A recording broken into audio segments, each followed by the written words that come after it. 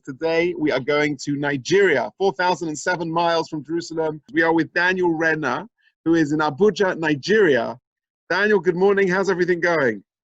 No, Baruch Hashem, we're good. How are you doing? Fantastic. Tell me, what is a nice Jewish boy from New Jersey doing living in Nigeria? I'm working for the U.S. government. I'm a foreign service officer. I'm a political officer here at the U.S. Embassy in Abuja. I've been here for 6 months, but I've been doing this job for 20 years in 7 different countries all over Europe and Africa. What is it like to be a Jew in Nigeria? Is there a Jewish community? Is there an infrastructure? What's it like?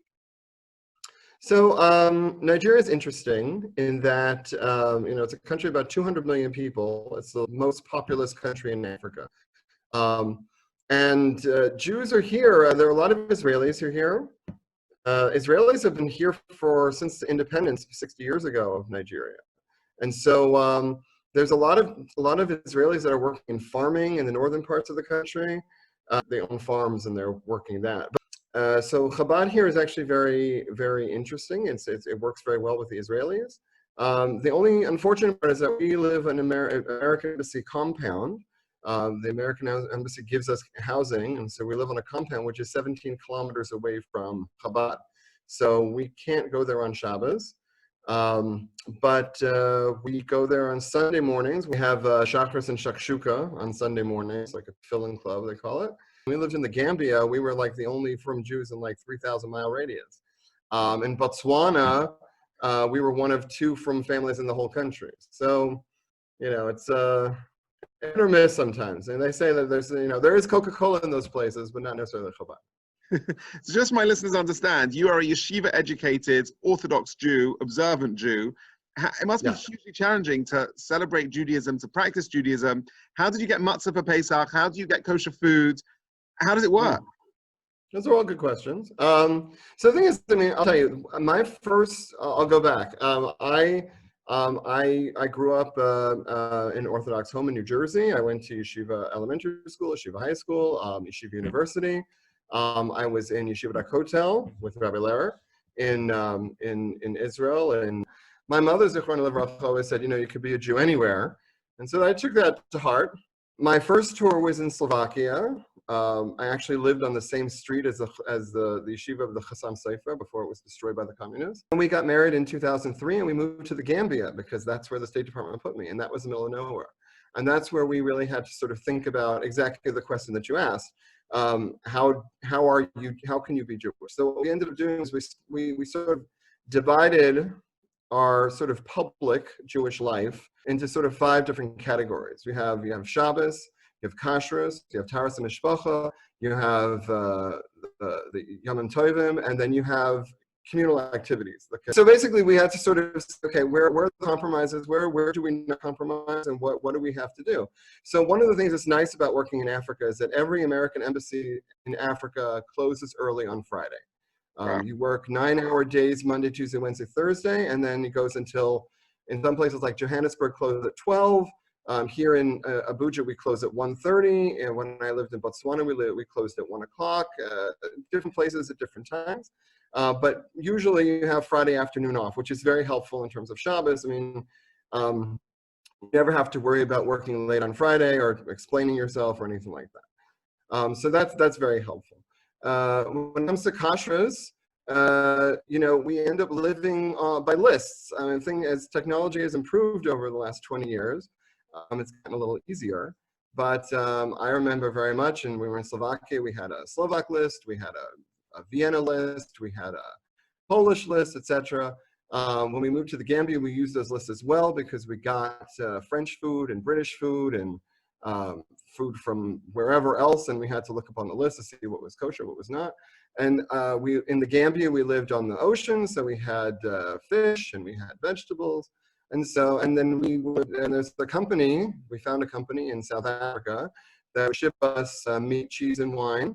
So we had to get 300 kilos at a time, planning in advance every Shabbos, every Yontif, etc.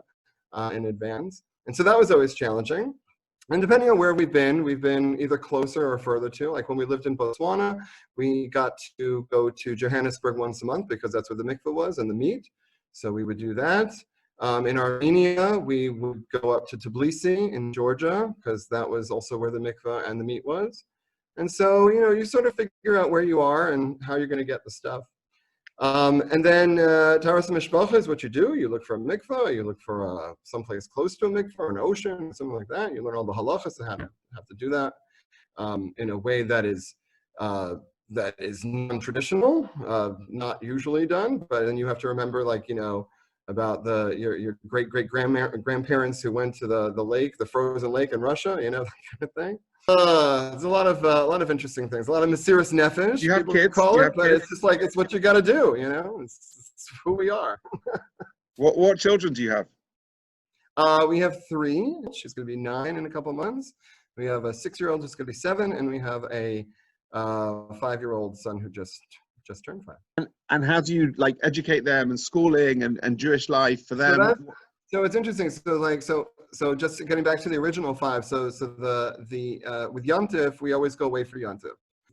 All of Pesach, and go somewhere, and take off all of Tishrei if I can go somewhere. But that's where we take holidays.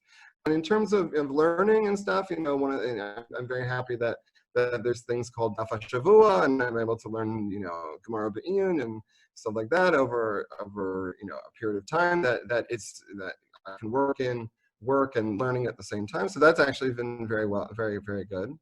When we were in Botswana, that was the first time we went to a place where we had kids of chinuch age.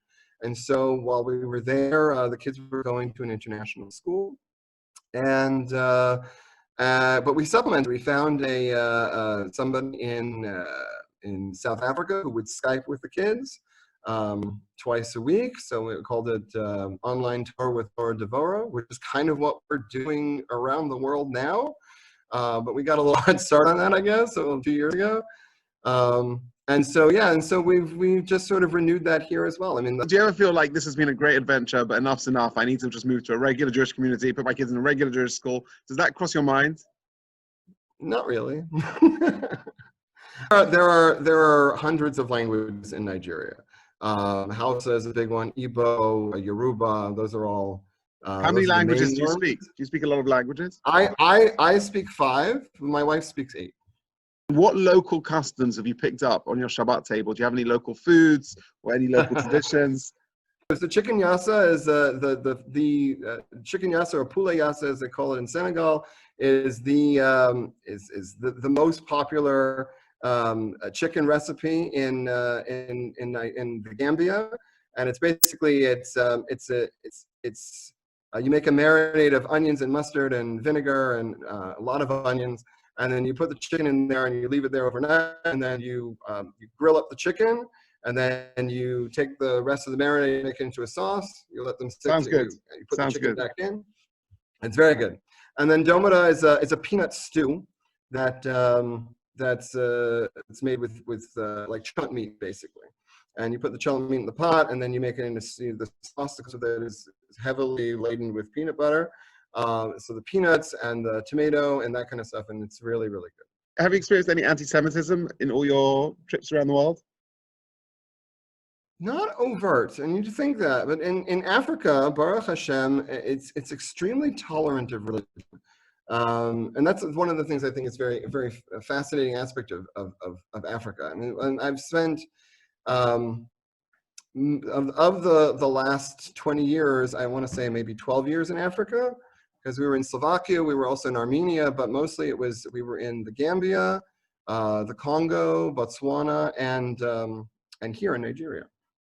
But Africa is fascinating because you have Christians and Muslims that are living side by side, intermarrying with each other, and Jews are sort of like on the outside of that. Unless you're in a place like South Africa where you have a huge Jewish community, and they've been there since the beginning of South Africa, so they're sort of embedded into the culture. Do you see that any future for the Jewish community of Nigeria? Is there a future to build there? 50 years from now, will there still be Jews living there?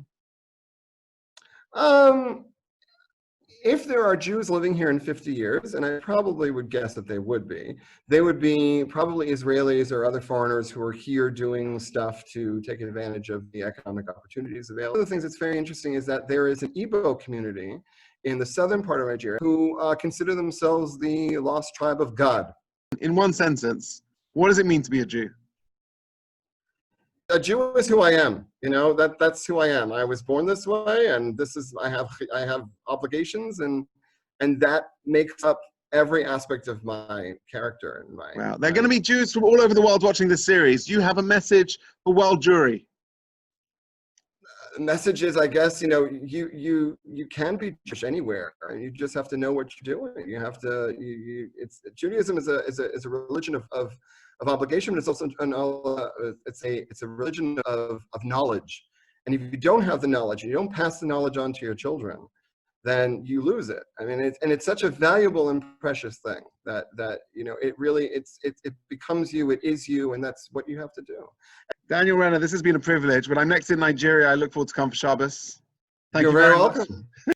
Thank you very much for this opportunity. It's really been a privilege, and I look forward to seeing you one day soon. All the best. Kol Tuv.